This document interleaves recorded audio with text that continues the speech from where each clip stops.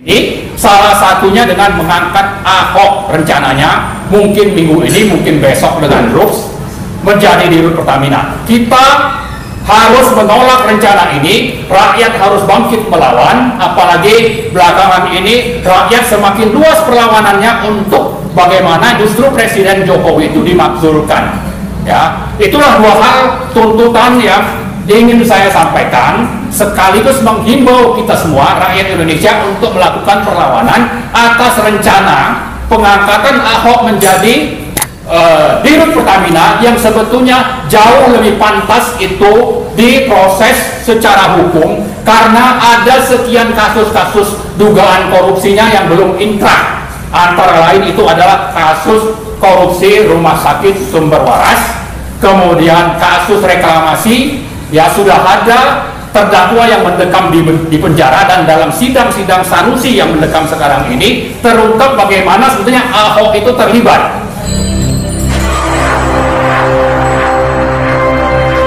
Assalamualaikum warahmatullahi wabarakatuh.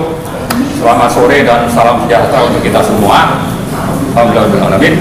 Allahumma sholli ala sayyidina Muhammad. Jadi kalau kita lihat tema, ya, temanya itu rakyat menolak keras terduga koruptor Ahok jadi dirut Pertamina. Kemudian ada anak kalimat selamatkan Pertamina dari ATM Pilpres. Ya. Jadi kita bagi ini kepada tiga hal penting, yaitu ada terduga koruptor Ahok. Kita nanti bicara profil Ahok. Kemudian ada agenda oligarki, ya, untuk menjadikan Pertamina itu jadi ATM untuk berburu rente dengan bekerja sama dengan mafia migas. Kemudian yang ketiga, kita bicara kepentingan rakyat. Ya, jadi tiga hal ini. Nah, saya mulai dulu dengan profil Ahok, ya. Kenapa kita tolak? Karena beliau ini adalah terduga koruptor. Ya, jadi jangan juga kita bilang ada positifnya seperti Mas Arman bilang mungkin bisa meninjau dari sisi lain, tapi kalau bagi saya ini orang bermasalah ini, ya, terduga koruptor. Selamat karena di intervensi penguasa ke KPK bahwa orang ini sudah punya catatan kejahatan.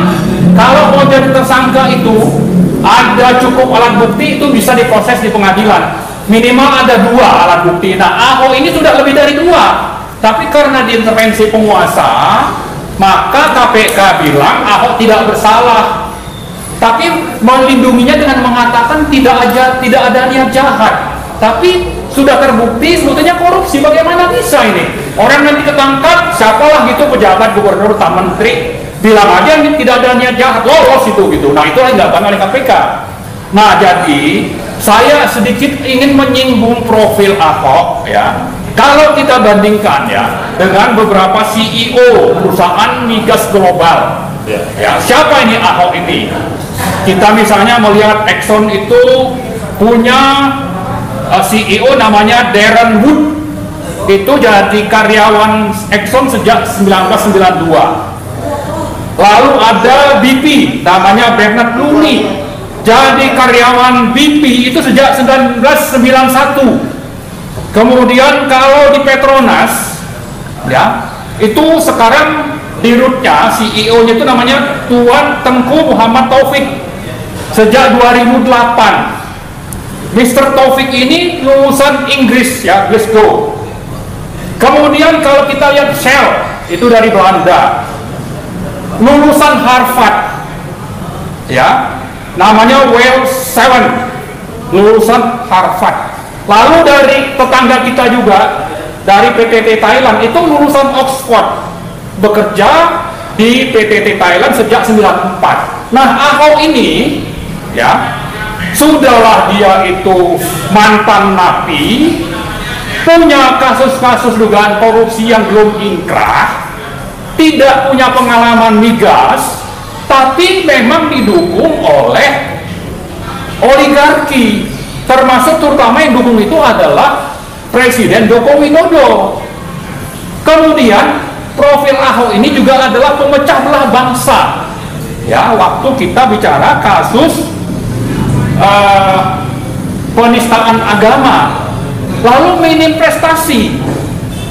Jadi karena itu, cobalah bandingkan kalau Pertamina itu mencanangkan ingin menjadikan Pertamina sebagai perusahaan energi kelas global, maka orang-orang yang kita sebutkan tadi namanya, apakah itu dari Exxon, dari BP, dari Shell, dari Petronas maupun dari PTT Thailand, itu semua orang-orang yang qualified, berprestasi.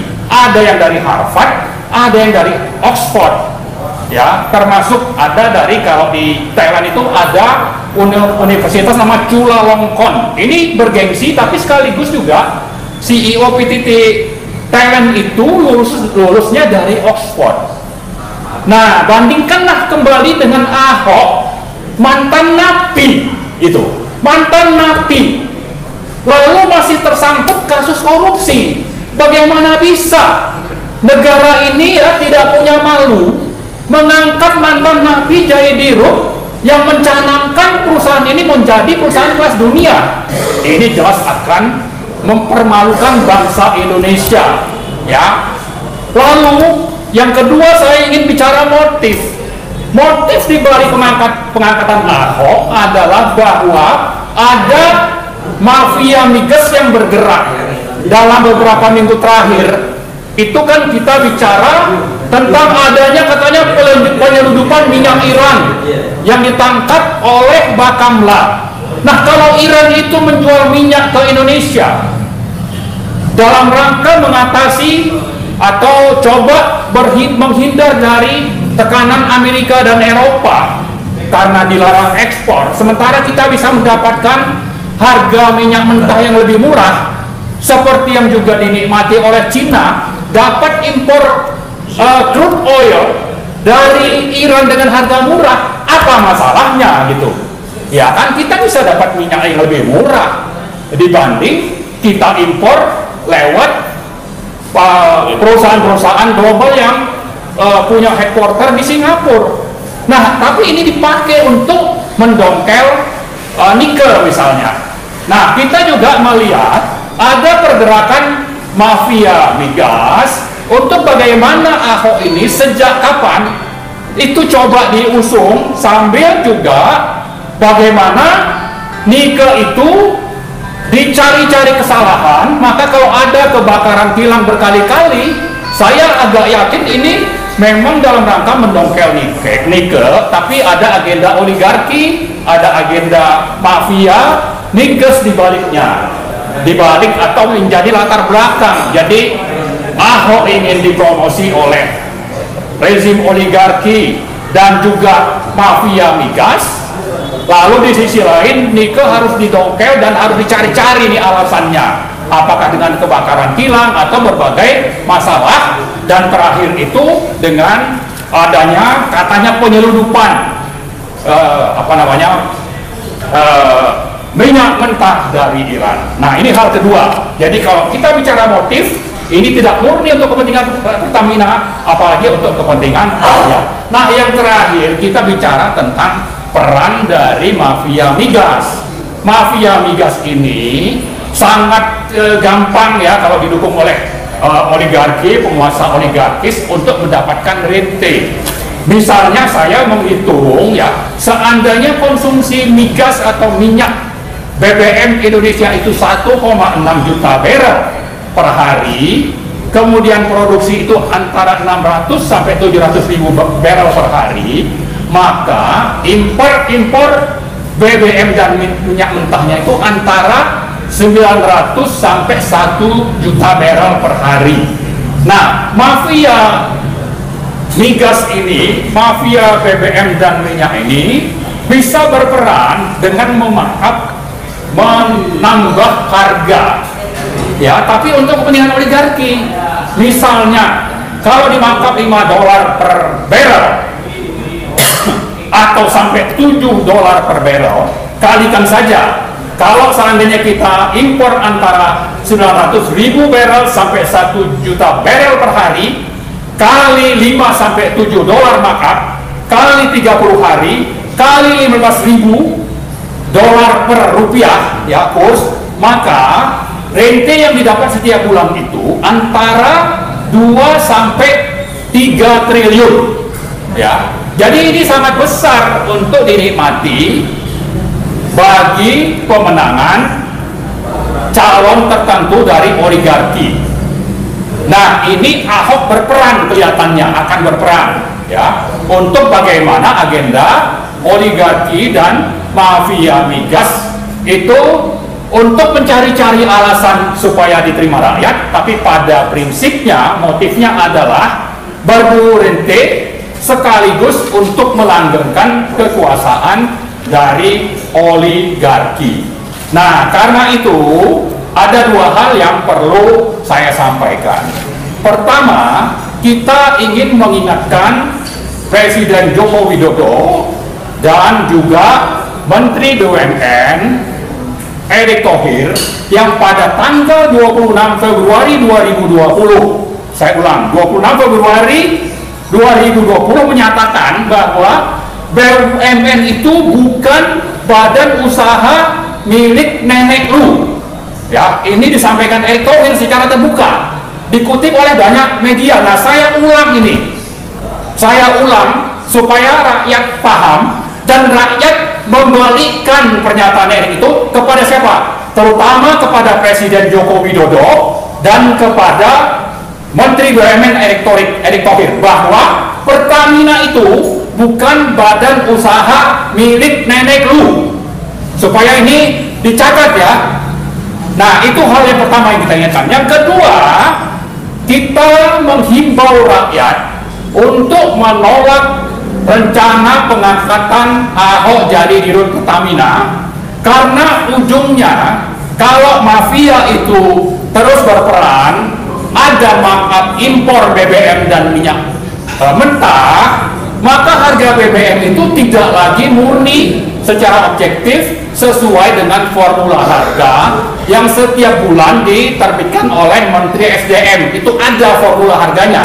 Kalau ada unsur markup di sana 5-7 dolar, maka kita membayar lebih mahal. Kita tidak rela menjadi pecundang. Rakyat tidak rela itu dihisap melalui kepentingan mafia migas, mafia BBM, mafia minyak, ya, dalam rangka berburu rente, tapi sekaligus melanggengkan kekuasaan. Rakyat tidak rela, tidak sudi dijadikan objek untuk dihisap melalui praktek-praktek berbau mafia seperti ini. Salah satunya dengan mengangkat Ahok rencananya, mungkin minggu ini, mungkin besok dengan Brooks, menjadi dirut Pertamina. Kita harus menolak rencana ini. Rakyat harus bangkit melawan, apalagi belakangan ini rakyat semakin luas perlawanannya untuk bagaimana justru Presiden Jokowi itu dimakzulkan. Ya, itulah 2 hal tuntutan yang ingin saya sampaikan, sekaligus menghimbau kita semua rakyat Indonesia untuk melakukan perlawanan atas rencana pengangkatan Ahok menjadi dirut Pertamina yang sebetulnya jauh lebih pantas itu diproses secara hukum, karena ada sekian kasus-kasus dugaan korupsinya yang belum inkrah. Antara lain itu adalah kasus korupsi Rumah Sakit Sumber Waras, kemudian kasus reklamasi, ya sudah ada terdakwa yang mendekam di penjara, dan dalam sidang-sidang Sanusi yang mendekam sekarang ini terungkap bagaimana sebetulnya Ahok itu terlibat. Hanya karena perlindungan dari rezim oligarki inilah maka Ahok selamat. Nah, sekarang kok mau dipromosi? Orang yang harusnya pantas masuk penjara, ya sudah harus masuk penjara, bukan malah dipromosi untuk menjalankan agenda-agenda penghisapan kepada rakyat melalui rencana mafia, ya, menempatkan Ahok menjadi dirut Pertamina. Saya kira itu saja. Terima kasih. Assalamualaikum warahmatullahi wabarakatuh.